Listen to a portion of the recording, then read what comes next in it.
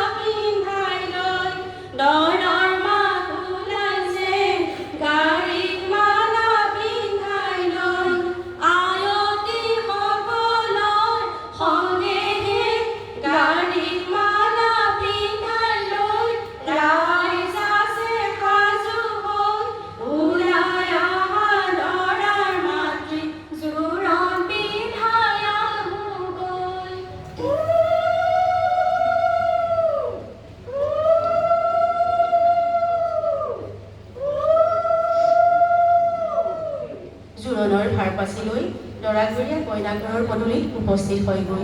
উৎকণ্ঠাৰে বাট চাই থকা কইনাঘৰত উদুলি মুদুলি পৰিৱেশ। আয়তীসকলৰ নামৰ যাওঁ উঠে এনেদৰে।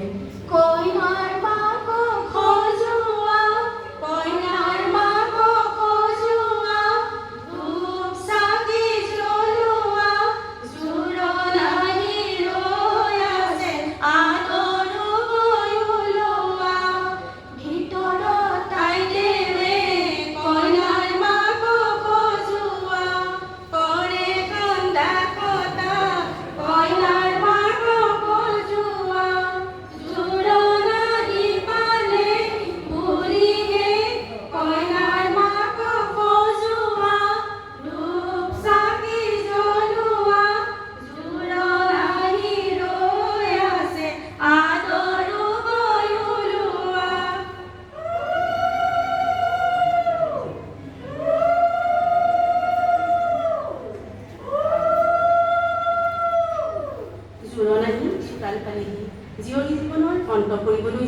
জোৰোণী সময় কইনাৰ ন যজৌ ন তস্তু কৰি আয়তীৰ নাম জুৰি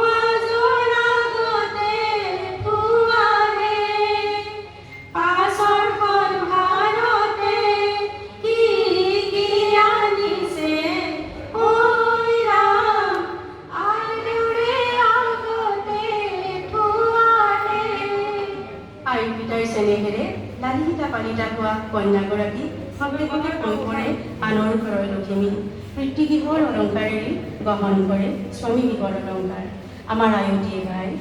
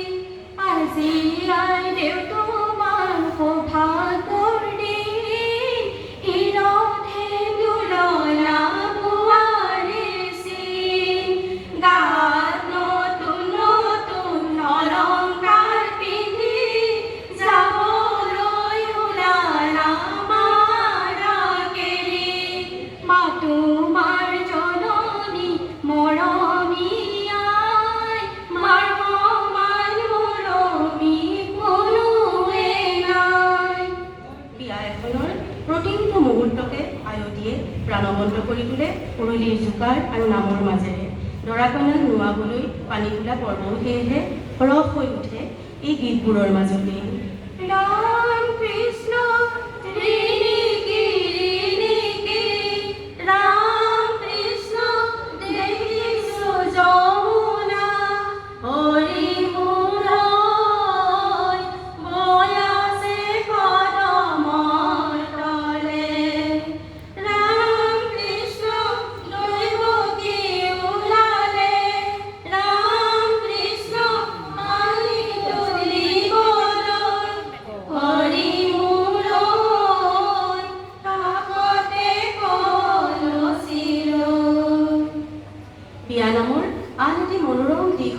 চহা আয়তীৰ নিৰ্দোষ ধেমালিবোৰ পানী তুলিবলৈ যোৱা আয়তীয়ে আত্মীয়সকলৰ নাম লৈ ধেমালি কৰি নামৰ ৰগৰ তোলে এনেদৰে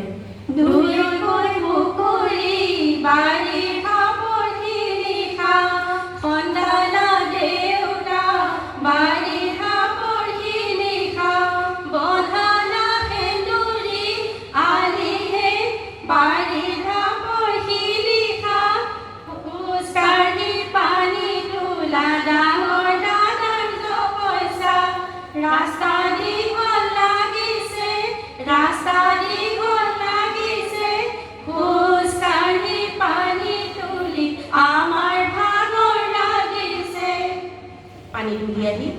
কইনাক বেইতললৈ সোমাবলৈ অনা হয় আয়তীয়ে নাম জোৰে বেপাই কৰিলা পীৰা পাই বহিলা ঐ ৰাম পাত পাই মেলিলা ভৰিহে মাহে হালধিৰে আইদেউকে নোৱালে যেন ভুৱা কাষত বেলিহে গা ধুই আইদেৱে মাকক সুধিলে ঐ ৰাম কি সাজ পিন্ধিব পাৰিহে ছাতে শুকুৱা মুঠিতে লুকুৱা ঐ ৰাম সেই সাজ পিন্ধিব পাৰিহে দৰা আহি পদূলি মুখত ৰয় কইনা ঘৰে দৰা আদৰাৰ প্ৰস্তুতি চলায় নাম চহকী আমাৰ আয়তীয়ে এই সুযোগতে চোৰা নামেৰে দৰা ঘৰীয়াক জোকায় দৰা ঘৰীয়া নামতেও কিন্তু উত্তৰ নিদিয়াকৈ নাথাকে শিৱ গোসাঁই আহিছে শিৱ গোসাঁই আহিছে ডম্বৰু বাজিছে শহুৰৰ পদূলি কইনাই ভিক্ষা মাগিছে ৰভাৰ পুতা এলেকা ৰভাৰ পুতা এলেকা দৰা ঘৰৰ মানুহবোৰৰ চকু কেইটা এলেকা